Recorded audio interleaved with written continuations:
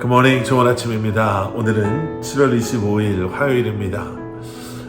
오늘도 말씀과 함께 또 새로운 한 날을 시작하는 여러분들을 주님의 이름으로 축복합니다. 여러분, 말씀을 통해 허락하시는 은혜와 평강이 오늘도 여러분들의 삶 가운데 충만하기를 기도하겠습니다. 오늘 우리가 함께 묵상하는 하나님의 말씀은 사도행전 14장 19절부터 28절까지의 말씀입니다. 여러분 잊지 않으셨죠? 말씀을 먼저 보시고 그리고 이 영상을 통해 혹시라도 놓치거나 또 우리가 붙잡아야 할 것들이 무엇이 있을까 좀 도움이 되는 그러한 도구로 이 영상을 여러분들이 사용하시면 좋을 것 같습니다.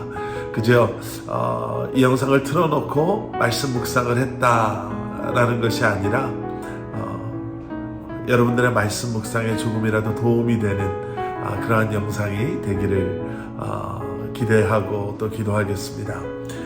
오늘 우리가 보게 되는 본문 말씀은 이렇게 시작이 되죠.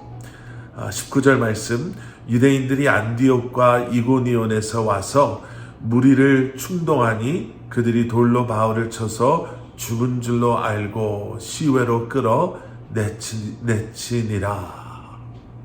여러분, 한동안 우리 한국 부모님들 사이에 폴이라는 이름이 아주 유행했던 그 폴이라는 이름을 우리 한국 부모님들이 선호했던 때가 있었습니다.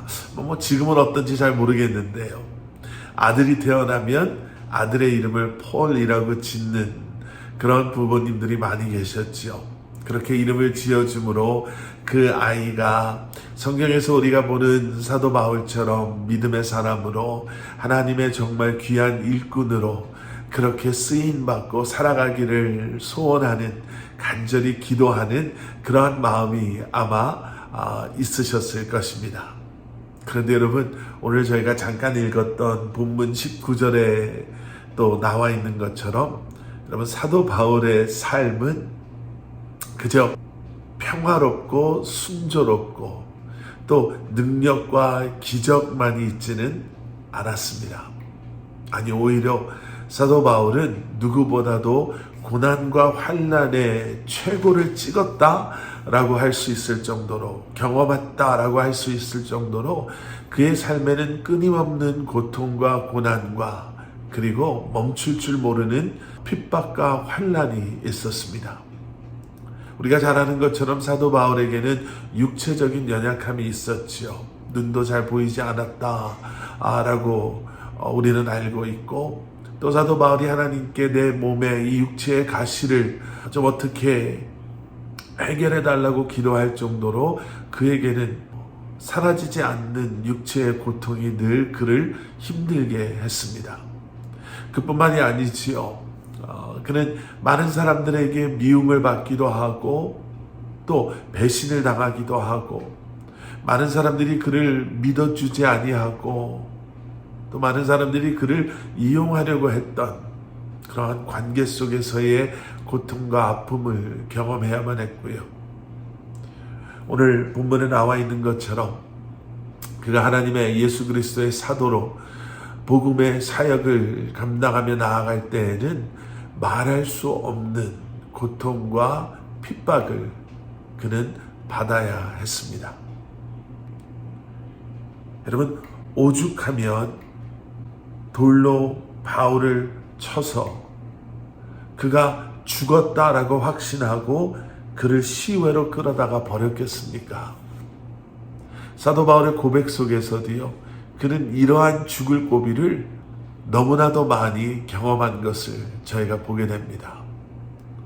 그런데 그런 사도 바울이 자신이 세운 교회, 그 교회의 성도들과 또 리더들에게 오늘 본문 22절에서 이렇게 권면하는 것을 보게 됩니다. 제자들의 마음을 굳게 하여 이 믿음에 머물러 있으라 권하고, 또 우리가 하나님의 나라에 들어가려면 많은 환난을 겪어야 할 것이다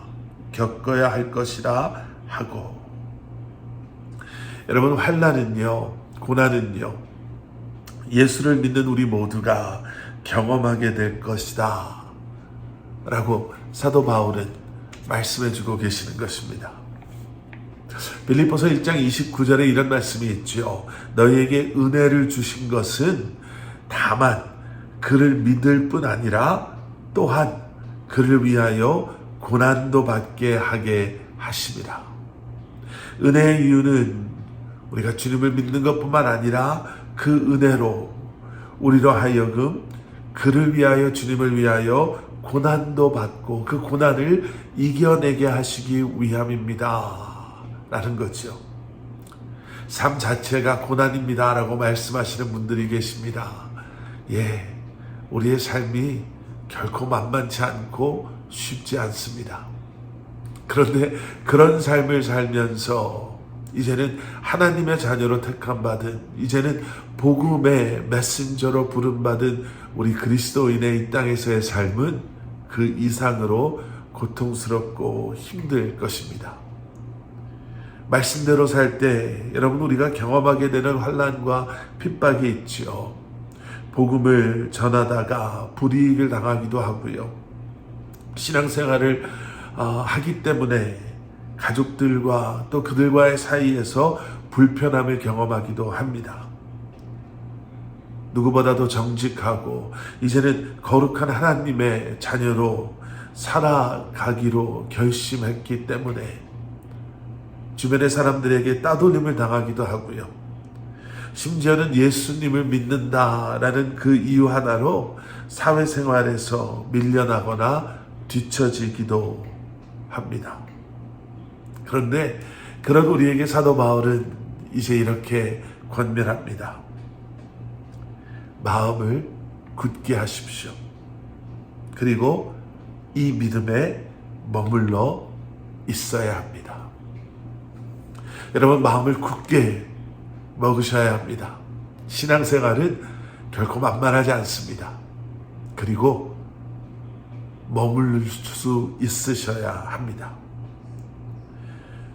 주님께 우리의 삶을 온전히 드린 다음은 하나님의 나라를 소망하고 하나님의 나라를 바라보며 하나님의 나라를 향해 나아가는 것이요. 그리고 그러한 삶을 살아가는 것이 택함받은 하나님의 자녀된 우리의 삶이 되어야 할 것입니다. 마음을 굳게 먹으십시오. 그리고 그 믿음에 머무르십시오.